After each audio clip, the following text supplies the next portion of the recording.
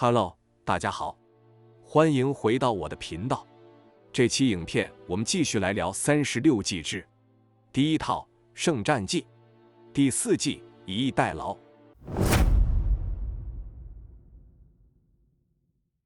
以逸待劳一词出于《孙子军争》，以近待远，以逸待劳，以保待机，此智利者也。意思是说，以我就近进入战场而待长途奔袭之敌，以我从容稳定对付仓促疲劳之敌，以我饱食之师对付饥饿之敌，这是掌握运用军队战斗力的基本方法。以逸待劳之意，指部队通过充分休整后精力旺盛，劳指因缺乏休整而精力疲惫。孙子虚实对如何做到己逸敌劳做了具体说明。凡先处战地而待敌者逸，后处战地而驱战者劳。故善战者，治人而不治于人。意思是说，要使自己逸而敌人劳，在战场上居于主动，就要先于敌人占领阵地，利用有利地形，从容主动地对付后到达战场疲劳被动而仓促应战的敌人。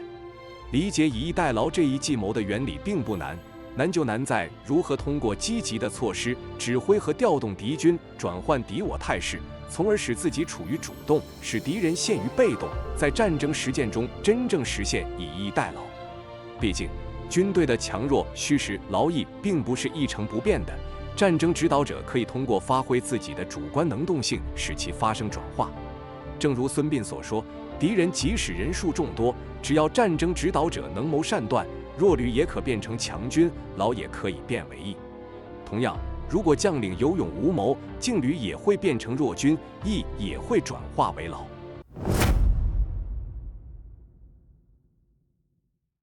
结语：困敌之势，不以战，损刚易柔。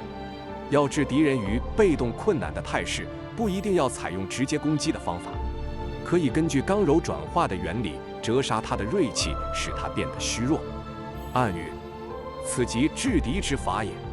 兵书云：凡先处战地而待敌者逸，后处战地而驱战者劳。故善战者，治人而不治于人。兵书论敌，此为论事，则其指非择地以待敌，而在以简御繁，以不变应变，以小变应大变，以不动应动，以小动应大动，以疏应缓也。本纪讲的就是调动敌人的方法。兵书上说，凡是先占据战场迎击敌人的，就主动从容，而后抵达战场仓促应战的，就疲惫被动。所以善于指挥作战的人，总是能够调动敌人而不被敌人所调动。兵书讲的是对敌作战时怎样以逸待劳，争取主动，而这里讲的以逸待劳是指如何因敌之势以制胜。所以本纪的要旨并非如何选择作战区域以对付敌人，而在于怎样以简易的方法驾驭纷繁复杂的局面，以不变应付变化，以小变应付大变，以不动应付动，以小动应付大动，把握关键来应付周围事物的变化。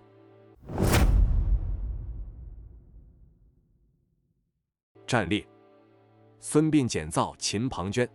西元前342年，魏国联合赵国攻打韩国，弱小的韩国向齐国求救。齐相邹忌竭力反对出兵救韩，田忌则主张立即实施救援。齐威王征求孙膑的意见，孙膑认为，根据魏强齐弱的战略态势，应该先答应韩国的请求，以坚定韩国抗魏的信心。但最好在韩国无力支撑时再发兵前往，从而既让韩国感激涕零，又趁机谋取战略利益，推翻魏国的东方霸主地位。这一意见得到了齐威王的首肯。等到韩国在魏军的攻击之下五战皆败，齐威王才以孙膑为军师，田忌为主帅，率军前去救援。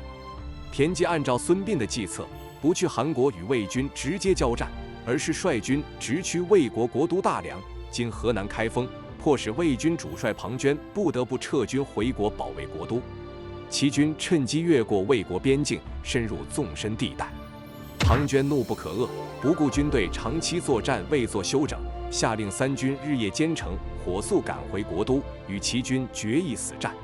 孙膑针对魏军强悍善战，素来轻视齐军的情况，决定利用庞涓骄傲轻敌的致命弱点，实行增兵减灶之法，迷惑敌人。为其交战，齐军立即后撤。第一天，魏主帅庞涓发现齐军宿营之地的灶台足够10万人吃饭使用，心里不免还存有几分警惕。第二天再查发现灶台少了一半，遂又抖擞精神。第三天，一看只剩够3万人吃喝的灶台，更加忘乎所以地认为大半齐军已经丧胆而逃。于是他丢下步兵，亲率一支轻装骑兵，对齐军实施兼程追击。孙膑判断魏军在日落后可到达马陵道（今山东郯城），一说今河北大名东南，此处地形险要，便于重兵埋伏。他挑选了1万名弓箭手，埋伏在马陵山道两旁，将深沟中一棵大树的树皮剥去，上刻庞涓死于此树之下几个大字，并命令弓箭手只要夜间一见到火光，就马上一齐放箭。当晚，庞涓率领追兵赶至马陵道，他隐约看见树上有字，就让部下点燃火把，陪同自己前往细看。还没有看完，埋伏的齐军已是万勇齐发，魏军顿时惊慌失措，乱作一团，齐军大胜。马陵之战是中国历史上一场典型的以逸待劳、设伏拒歼的成功战例，齐国从此在东方迅速崛起。